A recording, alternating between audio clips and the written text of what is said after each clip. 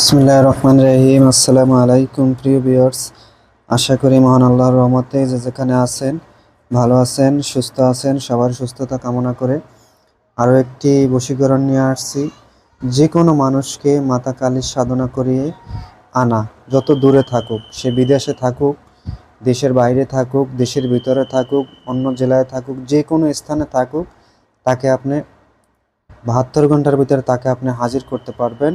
3 দিনের ভিতরে, মানে 72 ঘন্টার ভিতরে তাকে আপনি আপনার কাছে হাজির করতে পারবেন।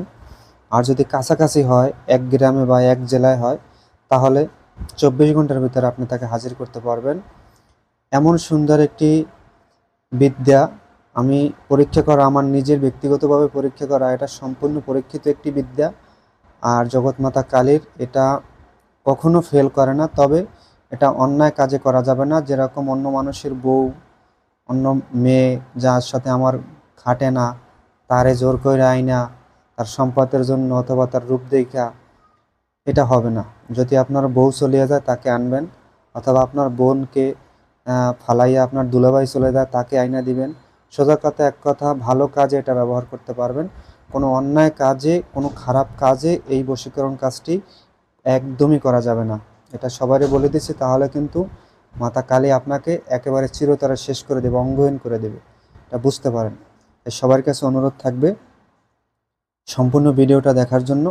আর অবশ্যই চ্যানেলটি সাবস্ক্রাইব, লাইক, কমেন্ট করবেন যদি আপনাদের ভালো লাগে। নিয়মটা খুবই সহজ, এত সুন্দর নিয়ম আর কোথাও পাবেন না ইনশাল্লাহ। খুবই সুন্দর একটি নিয়ম। প্রথমে বাজার থেকে ভোজপাতা কিনে নিয়ে আসবেন, গোলাপ জল, মেশকো জাফরান কালি এবং ডালিমের ঠাল। আর মাতা কালীর মাথায় যে সিঁদুরটা দেয়, সেই সিঁদুর সংগ্রহ করবেন। একটি কবুতর সংগ্রহ করবেন। যেই কবুতরটা, যদি মেয়ে আনেন তাইলে মহিলা কবুতর, আর যদি পুরুষ আনেন তাইলে পায়রা, মানে পুরুষ কবুতর। দুটা নিয়ম, মেয়ে আনার জন্য এক নিয়ম, ছেলে আনার জন্য একই নিয়ম। শুধু নিয়ম একই, কবুতর হবে যদি মেয়ে আনেন তাহলে মহিলা, আর ছেলে আনলে পুরুষ, এটাই হবে। আর কি করবেন, নিয়মটা ভালো করে, সবার কাছে অনুরোধ, নিয়মটা সুন্দর করে শুনবেন। ভিডিও বড় হতে পারে, সবাই সঙ্গে থাকবেন।